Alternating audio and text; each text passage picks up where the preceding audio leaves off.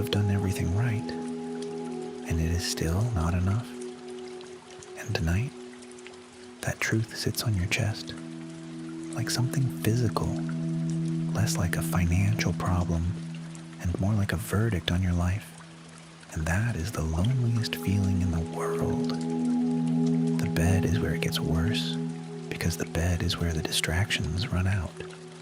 No tasks left to hide behind, no busyness to muffle it, and what is left is just you and the numbers and the night, sitting with you in the dark, like an uninvited guest that will not leave. You are tired in a way that has nothing to do with the time. Tired of the calculating, tired of the cutting back, tired of the mental arithmetic that solves nothing and stops for no one. Least of all for you, lying here in the dark when all you want, all you have ever wanted on a night like this, is simply to rest.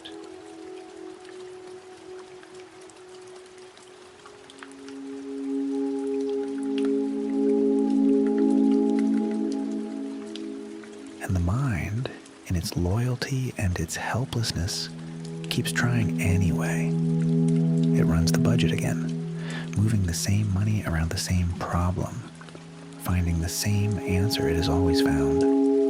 It reaches for solutions, the extra work you could take on if the hours existed, which they do not, the things you could sell, the expenses you could cut, though you have already cut them down to the bone, and the bone is beginning to show.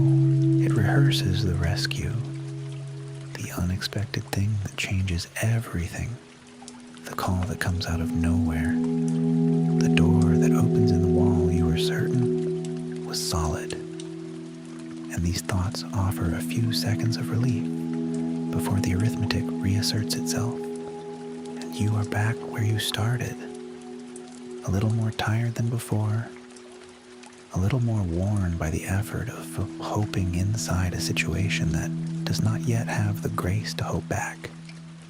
Beneath all of it, quieter than the numbers and more persistent, there is the shame, the feeling that this is somehow your fault, that other people have worked something out that you have not, that the struggle is a private failing rather than a shared and systemic weight that millions of people are carrying in their own silences, on their own nights just like this one. That feeling is not the truth. It has the texture of truth, and it arrives with the conviction of truth, but it is not truth. It is what financial pressure does to a person when they have been inside it long enough. And it is the cruelest part of all of it, that the hardest thing to carry is not the bills, but the story. The bills tell you about yourself, and that story is wrong, and you are allowed to put it down. And tonight of all nights, you are going to.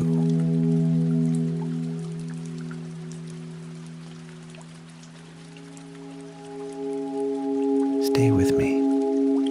I want to take you on a journey that will do what the numbers never can.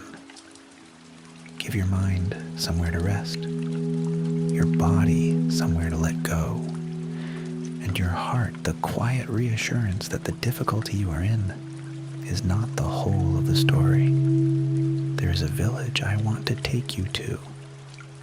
It has been there for longer than any of the things frightening you tonight have existed, longer than the economy that produced them, longer than the systems that sustain them, longer than the particular shape of the modern world that makes ordinary life feel so extraordinarily difficult.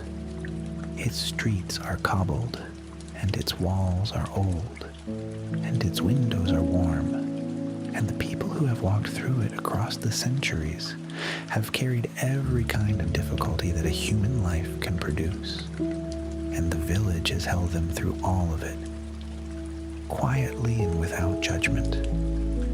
And and it is holding you tonight. By the time this journey ends, the numbers will be the same, but you will not be. Something will have shifted, quietly and without effort, the way things shift when they have been given enough space and enough stillness to settle. It will shift the ground beneath the worry, so that when you wake, you find yourself standing on firmer earth, seeing further, feeling the kind of quiet certainty that exhaustion makes impossible and rest makes available.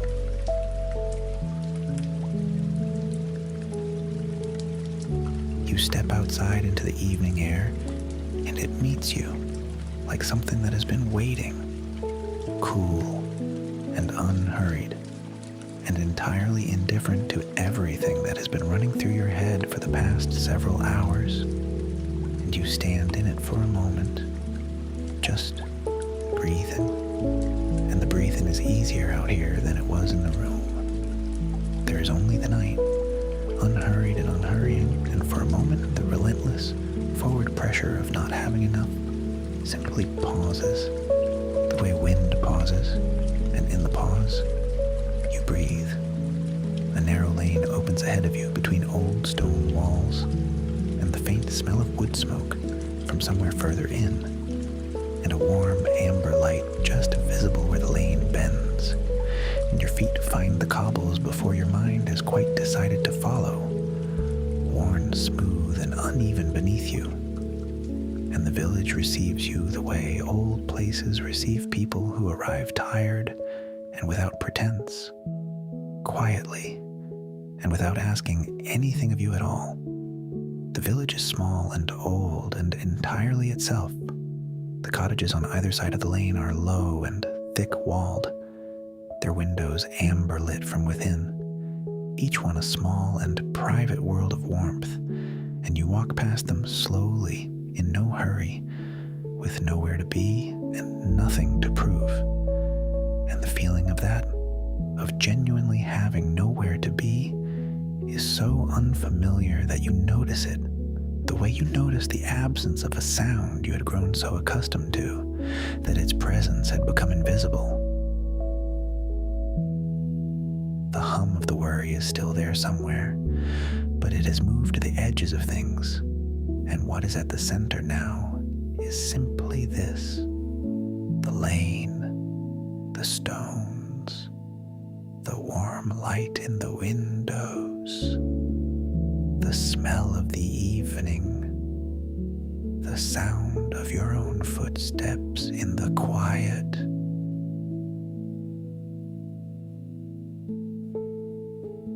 You pass a cottage where the door is slightly open, and through the gap you catch a glimpse of a kitchen, a scrubbed wooden table, a pot on a stove, a cat asleep in a chair by a small fire. And the ordinariness of it is so complete and so quietly beautiful that you stop for a moment just to look at it. This ordinary scene, this unremarkable kitchen that contains everything a life actually needs and nothing it does not.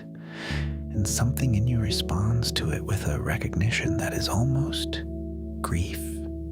The recognition of something you knew once and have lost sight of inside the noise and the pressure and the relentless forward motion of a world that has confused the cost of living with the value of it. The lane widens into a small square, and the square is old in the way that only places that have absorbed centuries of ordinary human life can be old. The stones of it worn smooth by market days and children, and the slow passage of unhurried time. A stone well at its center that has been drawing water from the same deep and faithful source since before any living person can remember. And around it, the houses of the village stand in their patient circle, their walls thick with history, their windows warm, chimneys breathing their slow wood smoke into the still evening air. You sit on the low wall beside the well, and the stone is warm beneath you, warmed by a sun that has long since set, but whose heat the stone has kept faithfully, and the square is quiet around you, and the village is quiet. And for the first time tonight, your mind is quiet too, not forced into silence, but drawn into it, the way a person is drawn into sleep when the conditions are finally right.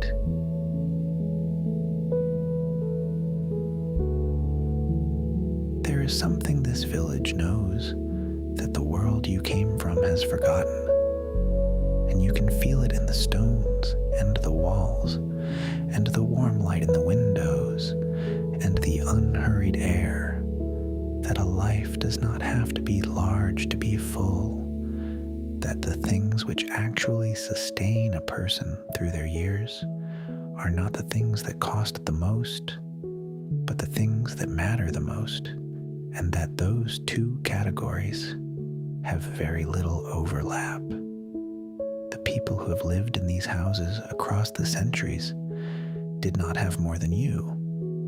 Most of them had considerably less, and yet they loved and laughed and sat beside their fires on difficult evenings and watched their children sleep and tended their small gardens and found, in the ordinary texture of their ordinary days, something that the world is currently charging a great deal of money for and calling happiness.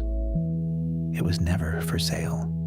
It was here all along, and it is here now, in this square, in this evening, in the warmth of this old stone beneath your hands. You look up at the sky above the rooftops, and the stars are out, the same stars that were above this village 1,000 years ago, and will be above it 1,000 years from now, entirely indifferent to the price of anything. And in their indifference, there is a strange and genuine comfort, the comfort of a perspective so vast that your worry, real and heavy as it is, becomes one small and temporary thing inside an enormous and enduring world. And the world has held smaller things than you and heavier things than this, and has not yet ceased to be full of warm-lit windows and old stones and the smell of wood smoke and the sound of a well drawing its water from deep and faithful ground. Something is possible here that was not possible in the room where the numbers were. Something is opening. You can feel it, the way you feel a change in the weather before it arrives. Not yet visible, not yet named, but present, unmistakably present at the edges of the evening. A door opens across the square and a woman steps out, pausing for a moment on her threshold to look up at the same stars you were looking at. And then she goes back inside, and the door closes, and the light in her window glows on, steady and unhurried, and you simply sit, the village holding you in its old and unhurried arms, and the feeling that has been building since you first stepped onto the lane, the feeling that the world is not as closed as it seemed an hour ago, that there are doors and walls you had not noticed, that the unexpected has not finished with you yet, that the story that not having enough tells you about yourself is not the truth of who you are, and that somewhere in the gap between what is and what might yet be, something patient and unhurried and quietly on your side has been waiting for exactly the moment you stopped running the numbers long enough to feel it. At the far end of the square, set slightly back from the others, there's a small inn, not grand, not advertising itself, simply present in the way that genuinely useful things are present. Its door open, a warm light falling through it onto the cobbles outside, and the smell of something cooking drifting out into the evening air. Bread, perhaps, or something slower and more sustaining. The smell of a kitchen that has been feeding people through ordinary and difficult evenings for longer than anyone living can account for. You do not need to decide to go in. Your feet have already decided, the way feet do when the body knows before the mind does that something good is available.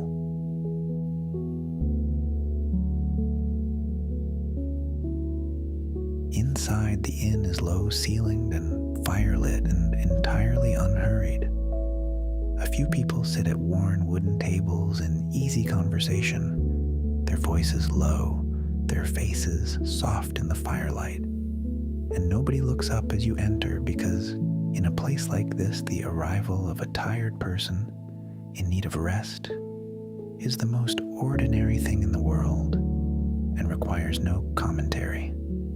You find a seat near the fire, in a corner where the wall is warm at your back and the room opens in front of you, and a glass of something warm is placed before you without your asking, and you wrap your hands around it and feel the heat of it travel up through your palms and into your wrists and forearms and the shoulders, which have been somewhere near your ears all evening, descend. The fire in the grate is the same fire that has been burning in this room through every difficult season this village has ever seen, tended and retended, passed from one pair of hands to another across the generations. And there's a continuity in it that goes beyond the practical. It is the continuity of people choosing again and again to keep the warmth alive for whoever needs it, and you are whoever needs it tonight. And the fire does not distinguish between those who can afford the warmth and those who cannot. It simply burns, as it has always burned for anyone who comes in from the cold.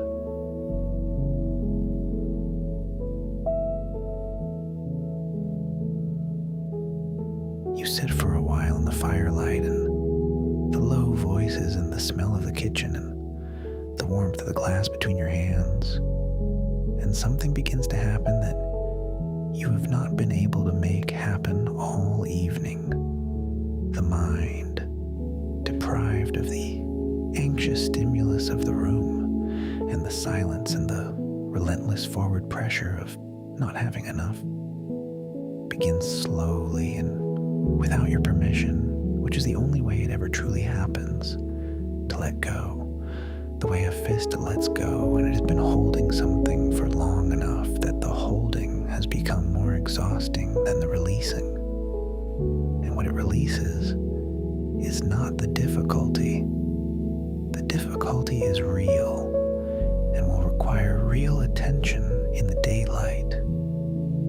But the story it has been telling about the difficulty, the story of inadequacy and shame and permanent scarcity, and without that story, the difficulty becomes simply a problem, and problems, unlike verdicts, can be lived with and worked on, and occasionally, unexpectedly, solved. A man at the table nearest the fire is telling a story to the woman beside him, something that happened long ago, by the sound of it, something that was hard at the time and has become, in the telling, a thing of texture and even a kind of warmth, the way hard things become, given enough time and enough distance, not the wounds they were, but the evidence of a life fully lived, the proof that difficulty was met and endured and passed through. And you listen without quite catching the words, only the shape of it, the rise and fall of a voice that has been through something and arrived at something. And the shape of it is familiar because it is the shape of every human story that has ever been told, beside a fire in a warm room at the end of a difficult day. And it is your shape too, the shape you are still inside, still moving through, still finding your way toward the other side of.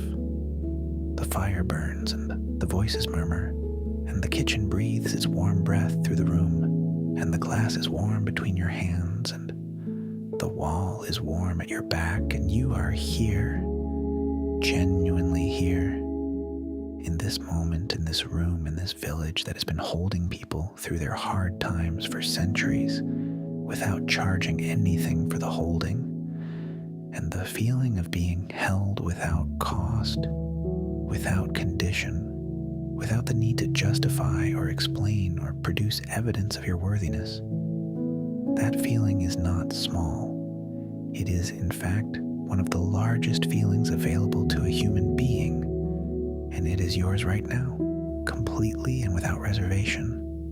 And the pressure that brought you here has not disappeared, but it has been put into a truer proportion, the proportion of one difficulty inside, one life inside one village, inside a world that is very large and very old and has seen harder things than this and kept its fires burning regardless and will keep them burning still.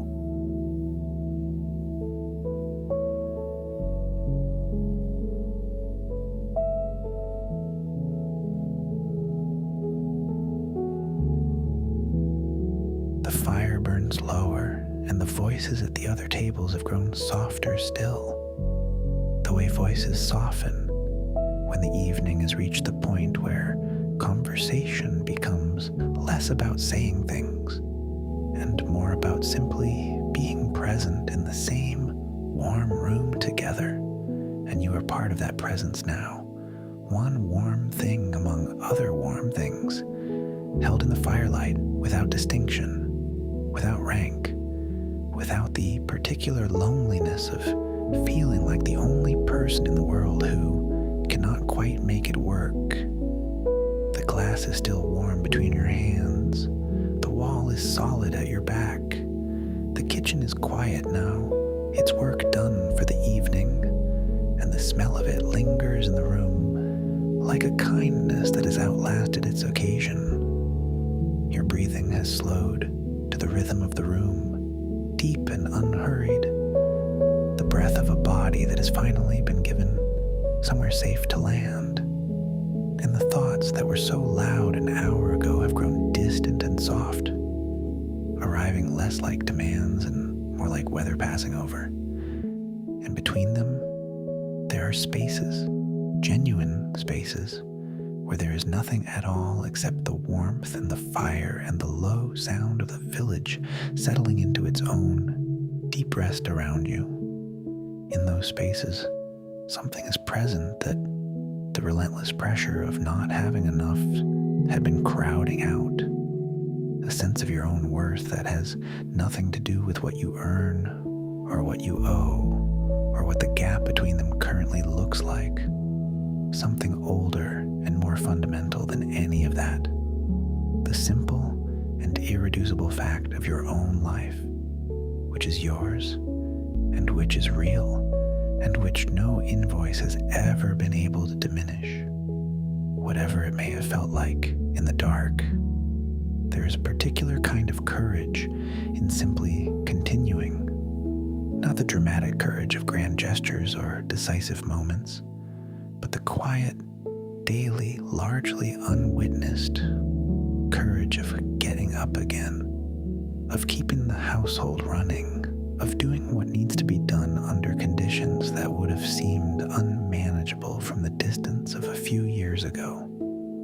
And you have been practicing that courage every single day without giving yourself credit for it, without pausing long enough inside the difficulty to notice that surviving it is itself an achievement, that the fact you are still here, still trying, still caring about the outcome, says something about you that the difficulty itself cannot say. The village knows this about you, even if you have forgotten it. The fire knows it. The old stones know it. They have seen too many people pass through their hard seasons and emerge on the other side to be anything other than certain that you will do the same.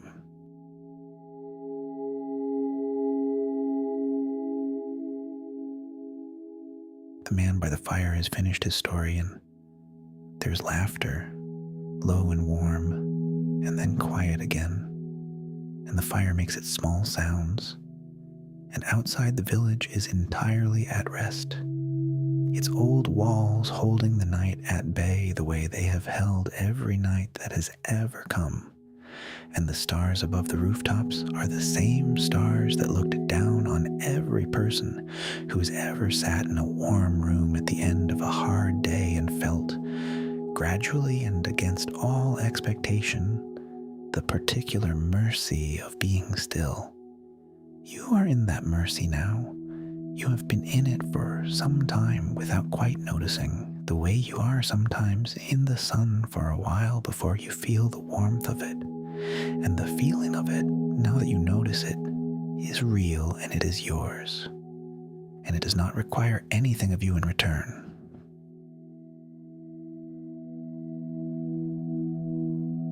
The fire has burned down to its embers now, deep amber and quietly breathing, and your eyes are heavy, and your hands are still, and the warmth has moved all the way through you, the way warmth does when it has been given long enough, and you have finally stopped resisting it, belonging to this room and this village, as fully as the fire belongs, and the old wood belongs, and the worn stone floor belongs. A person at rest in a place that knows how to hold people at rest. And the pressure that brought you here has not vanished.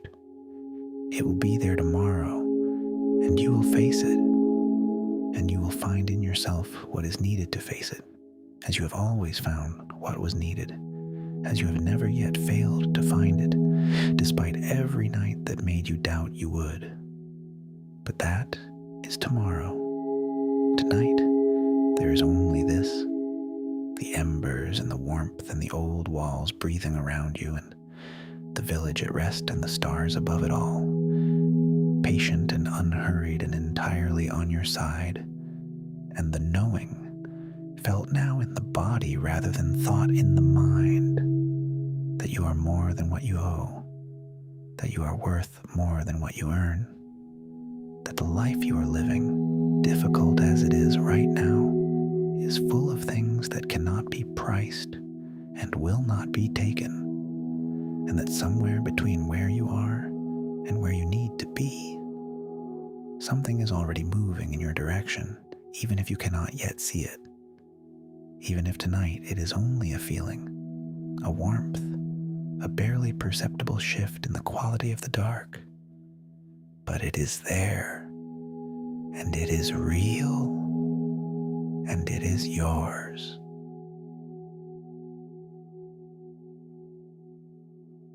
Sleep well. The village has held you tonight, the way it has held everyone who has ever needed holding, and the fire has burned for you the way it burns for everyone who comes in from the cold. What needs to be faced will be faced, and you will face it better for having rested. The dusk will be here again whenever you need it, and so will the village, and so will the fire, and so in ways you cannot yet predict, but have every reason to trust will the answer you are looking for. Rest now. You have done enough for tonight.